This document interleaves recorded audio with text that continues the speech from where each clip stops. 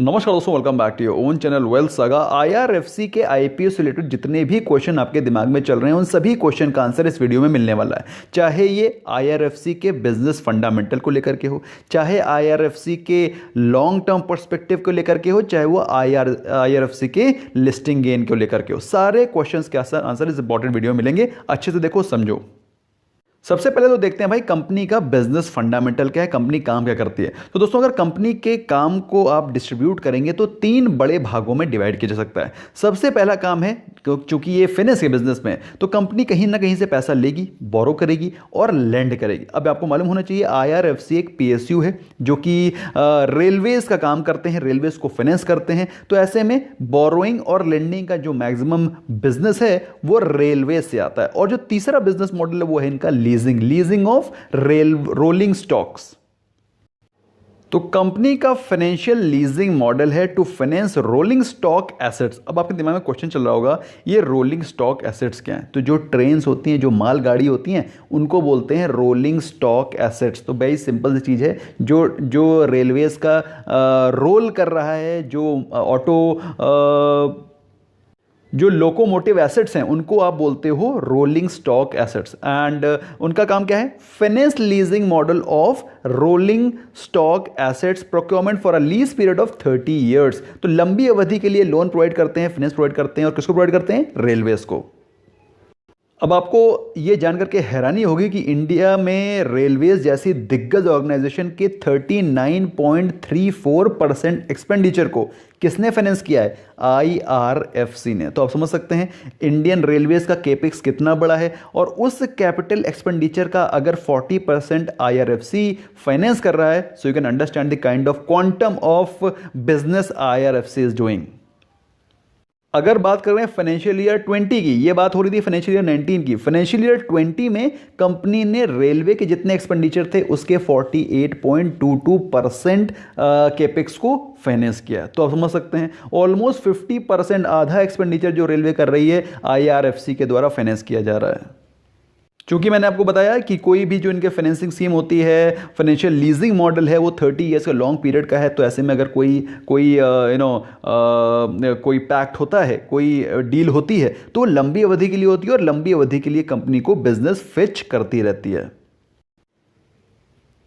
अगर इसको डिस्ट्रीब्यूट करें कि कंपनी का जो एसेट अंडर मैनेजमेंट है, जो भी कंपनी का बिजनेस है, वो किस किस भागों में डिवाइड किया जा सकता है, तो 55.34% लीज रिसीवेबल्स हैं, primarily in relation to rolling stock assets. 2.25% of the loans to central public sector enterprise and 42.41% of advances against leasing of project assets. तो ये डिस्ट्रीब्यूशन है कंपनी का जो एसेट है उसको कहां पर एम्प्लॉय कर रखा है, कहां पर उन्होंने यूज किया है। अगर आप कंपनी के बिजनेस मॉडल को देखेंगे तो आप देख करके हैरान रह जाएंगे कि कंपनी का जो प्रॉफिट आफ्टर टैक्स है 2018 में 20,000 million, all values are in million, तो 20,000 मिलियन था 2018 के फाइनेंशियल ईयर में। वो बढ़ करके ऑलमोस्ट 21.5 हुआ 2019 एफवाई में, और एफवाई 20 में 31,920। कितना ज़बरदस्त जंप आया है, ऑलमोस्ट 50% का जंप आया है इन 1920 से 2021 जो भी चल रहा है उसके बारे में बात करें दोस्तों, तो सितंबर 2021 में ऑलरेडी ऑलमोस्ट 19,000 मिलियंस का ऑलरेडी बिजनेस हो चुका है। तो जो बिजनेस उनका पूरे साल में होता था 2018 में, 2017-18 में, वो ऑलमोस्ट 6 मंथ्स में होने लगा है इन बाय सितंबर 20। तो आप समझ सकते हैं इसकी value almost going to be doubled. नहीं डबल्ड तो क्योंकि इस कोरोना के चलते ज़्यादा एक्सपेंडिचर हुआ नहीं है, रेलवेज में भी ज़्यादा कामकाज हुआ नहीं, रेलवेज जनरली मोर और less trains are not moving. But मेरे हिसाब से दोस्तों काफ़ी अच्छा बिजनेस इनका चल रहा है डिस्पाइट ऑल दीज कंस्ट्रेंट्स। और आप देख सकते हैं जो पूरा साल में उनका प्रॉफिट आफ्टर टैक्स होता था, जो फाइनल शुद्ध मुनाफा होता था, वो सिर्फ 6 महीने में ही आने लगा है, with in a span of 1, 2 and this is the 3rd year. Same goes with revenue also. Revenue जो 92,000 मिलियंस का था इन 2018 फाइनेंशियल ईयर 2018, वो बढ़ करके ऑलमोस्ट 75,000 होने वाला है इन दिस 6 मंथ्स ओनली। तो कंपनी का रेवेन्यू, प्रॉफिट आफ्टर टैक्स जबरदस्त तरीके से बढ़ रहा है इन पास्ट 3 ईयर्स। अच्छा, चूंकि आपके दिमाग में एक क्वेश्चन ये चल रहा होगा कि कंपनी का काम है बिजनेस को फाइनेंसिंग का बिजनेस है, तो क्या कंपनीज के पास कुछ ऐसे एसेट्स हैं जो कि एनपी हैं? तो आपको जान करके हैरानी होगी कि कंपनी का कैपिटल एडिक्वेसी रेशियो तो धांसू है ही, जो कि आपके सामने दिया हुआ है। इसके अलावा कंपनी के पास एज ऑन सितंबर 2020 कोई भी एनपीए नहीं है। So this is the most important thing which I need to highlight कि कंपनी के पास अभी फिलहाल कोई भी एनपीए नहीं है। तो आपको ये कोई भी हेडेक नहीं होनी चाहिए कि आने वाले समय में कोई बैड एसेट्स एकदम से क्रिएट हो जाएंगे। ऑफ कोर्स अभी तक तो नहीं है, बाद में हो सकते हैं, लेकिन अभी तक कंपनी के ऊपर कोई भी एनपीएस नहीं है। इसके अलावा कंपनी के फंडामेंटल्स के बारे में बात करें, जो कि कंपनी के बाकी सारे इसी बिजनेस में जो कंपनीज होती हैं उनके अंदर नहीं होती। पहली चीज़, चूंकि ये company direct IR Indian railway से एसोसिएटेड, और Indian railways is a mammoth. India में कुछ भी कोई भी ऑर्गेनाइजेशन कोई भी ऑर्गेनाइजेशन अंडर परफॉर्म कर सकती है, रेलवेज कैन नॉट, क्योंकि जिस प्रकार का मैसिव मूवमेंट होता है रेलवेज में इंडिया में एक जगह से दूसरी जगह, मेरे हिसाब से दिस इज़ एन इंडस्ट्री, ये अपने में एक बहुत बड़ा इंडस्ट्री है रेलवेज। और रेलवेज को फाइनेंस करना, उसके ऑलमोस्ट 50% बिजनेस को फाइनेंस करना अपने में इसकी एक इनहेरेंट स्ट्रेंथ को दर्शाता है। क्रेडिट रेटिंग्स देखें दोस्तों, तो ऑल्दो क्रेडिट रेटिंग्स के ऊपर मैं ज़्यादा विश्वास करता नहीं हूं, लेकिन फिर भी अगर क्रेडिट रेटिंग्स देखें तो वो भी बहुत ही सॉलिड और साउंड है। कॉम्पिटिटिव कॉस्ट ऑफ बोरोइंग है, क्योंकि ये पीएसयू है, आपको मालूम होना चाहिए पीएसयू में क्या होता है भाई, थोड़ा आप थोड़ा कॉम्पिटिटिव बिडिंग भी कर लेते हैं, क्योंकि you are from the part of government, तो आपको एक प्रायोरिटी मिलती है गवर्नमेंट सेक्टर से फाइनेंस लेने में। तो मेरे हिसाब से this has got an edge, एक एज है। इसके अलावा फाइनेंशियल परफॉर्मेंस तो मैंने ऑलरेडी आपको बता दी, I need not reiterate. Sound asset liability management है, and of course experience management team है। साउंड लोग बिजनेस को मैनेज कर रहे हैं, they are responsible, they are people from all walks of life who are managing the IRFC. Senior अधिकारी हैं जो कि बहुत ही क्वालिफाइड हैं, जिसके चलते मुझे लगता है आईआरएफसी में कोई भी, and rather for that matter PSU में जो कोई भी कंफ्यूजन नहीं होता as far as its fundamentals are concern. अब मैं किस कंफ्यूजन की बात कर रहा हूं कि कोई भी हिडन चीजें, हिडन एजेंडा नहीं होता, जो भी चीजें हैं डिस्क्लोज कर दो। इसीलिए आपको दिखाई पड़ता होगा भाई पीएसयूज के स्टॉक्स जब हमेशा अंडर परफॉर्म करते हैं, क्योंकि वो चीजें छुपा के नहीं रखते, सारी चीजें खुली हैं, ओपन बुक हैं, क्योंकि वो गवर्नमेंट का पार्ट है। गवर्नमेंट किससे छुपाएगी? सो नथिंग इज हिडन, काफी चीजें डिस्क्लोज रहती हैं, डिस्क्लोजर उनका काफी करेक्ट रहता है। तो ऐसे में अगर आपको डिस्क्लोजर के बाद अगर आपको दिखाई पड़ रहा है कंपनी का फाइनेंशियल परफॉर्मेंस सॉलिड है, तो you can really trust on it.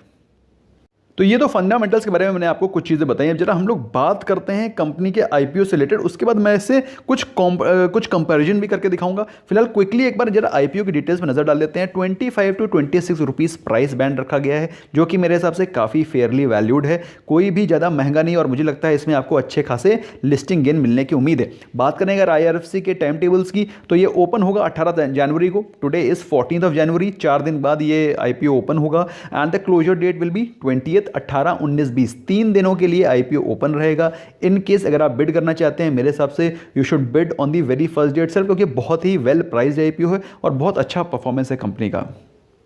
If you are lucky, तो मेरे हिसाब से दोस्तों अगर आप लकी होते हैं तो आपको you will be confirmed on the 21 जनवरी की आपको अलॉटमेंट हो गया है कि नहीं हो गया है, and listing will be on 29 जनवरी।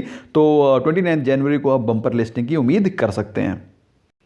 तो जैसा कि आपको मालूम है, हमेशा एक लॉट अप्रॉक्सीमेटली 15,000 का होता है, तो एक लॉट में आपको 575 शेयर्स मिलेंगे, और एज अ रिटेल इन्वेस्टर आप मैक्सिमम 2 लाख रुपए इन्वेस्ट कर सकते हैं। तो 2 लाख रुपए में आपके पास 7475 शेयर्स आएंगे, और जो एक्चुअल लॉट की कॉस्ट होगी तो उसमें 13 लॉट्स आ सकेंगे, और 1,94,350 rupees will be charge out of your bank account. अगर आप करते हैं अप्लाई ज़रोधा से, तो फिर आपके पास, अगर आप ज़रोधा में अप्लाई करते हैं, तो दोस्तों a word of caution for you कि आप लोग कोशिश करें कि आप अपने बैंक की या फिर भीम यूपीआई से करें, ज़्यादा बेहतर है, क्योंकि गूगल की जो जीपे है, जीपे की यूपीआई आईडी में मैंडेट नहीं आता है। सो ये I wanted to caution you all. काफ़ी सारे लोग जीपे में प्रॉब्लम फेस कर चुके हैं, और जो लोगों ने फेस करी है they can let me know in the comment section, क्योंकि जीपे में जनरली मैंडेट नहीं आता है। तो दोस्तों अगर जो दूसरे रेलवे स्टॉक्स लिस्टेड हैं इस समय हमारी इंडियन स्टॉक मार्केट में, IRCTC, RVNL, तो उनको देखें तो IRCTC भी बहुत ही फेयरली वैल्यूएशन पे प्राइस किया गया था, और पहले दिन जिस दिन लिस्टिंग हुई थी उसी दिन वो डबल हो गया था। उसके बाद वो स्टॉक ऑलमोस्ट 2000 के लेवल्स पे गया था। तो मेरे हिसाब से दोस्तों ये स्टॉक भी बहुत ही फेयरली वैल्यूड है, और इसमें आपको ज़बरदस्त लिस्टिंग गेंस भी दिखाई पड़ेंगे, प्लस आगे आने वाले समय में एक अच्छा मूवमेंट दिखाई पड़ेगा। अगर हम लोग RVNL को देखें तो भी आपको सिमिलर काइंड ऑफ एक्शन दिखाई पड़ेगा। दोस्तों RVNL के स्टॉक में भी आप देख सकते हैं वो स्टॉक अप्रॉक्सीमेटली 20 रुपीज़ के आसपास लिस्ट हुआ था, और वो स्टॉक कुछ ही समय में it went almost two 28-29 rupees. Although उसके बाद गिरावट आई, कोविड के समय में इसमें अच्छी खासी गिरावट थी, और अभी स्टॉक 31.25 पे चल रहा है। तो कहने का मतलब क्या है कि दोस्तों रेलवेज़ के स्टॉक में आपको निवेश करना और निवेश करके रखे रहना है, क्योंकि इनकी डिविडेंड यील्ड भी बड़ी ही शानदार होती है। फिर चाहे आप इरकॉन ले लें, चाहे राइट्स ले लें, सारे के सारे स्टॉक जितने भी रेलवेज़ के हैं जब लिस्ट होते हैं बहुत बम्पर रिटर्न मिलता है। मेरे हिसाब से दोस्तों इस स्टॉक में आपको डेफिनेटली अप्लाई करना चाहिए। At least I am going to apply for it, और मैं इसको डेफिनेटली अप्लाई करके होल्ड भी करूंगा। तो अगर आप इसमें अप्लाई करना चाहते हैं मेरी तरफ से you must go ahead, and this is going to give you some bumper returns in times to come. अब बात आती है ग्रे मार्केट प्रीमियम क्या चल रहा है दोस्तों। तो जैसा कि मैंने आपको बताया कि स्टॉक बिल्कुल फेयरली वैल्यूड है। अभी के समय अप्रॉक्सीमेटली 2 रुपये का GMP चल रहा है। तो 2 रुपये के GMP का मतलब है अप्रॉक्सीमेटली 10%। लेकिन मेरे हिसाब से दोस्तों इस स्टॉक में अगर आप निवेश करते हैं तो आगे आने वाले समय में इसके जिस हिसाब से इसका बिजनेस मॉडल है और जिस हिसाब से इसमें ग्रोथ हो रही है, प्रॉफिटेबिलिटी की हो चाहे रेवेन्यू की हो, दोस्तों मेरे हिसाब से ये स्टॉक यहाँ से एटलीस्ट 20-30% रिटर्न देने की क्षमता रखता है। At least according to me this should be well priced above 30-35 rupees. और अगर आप इसमें निवेश करते हैं मेरे हिसाब से it is going to give you bumper returns in times to come. तो लॉन्ग टर्म निवेश के लिए भी मेरे हिसाब से परफेक्ट स्टॉक है। So you can take your bet. According to me this is reasonably good IPO, you must definitely apply for it.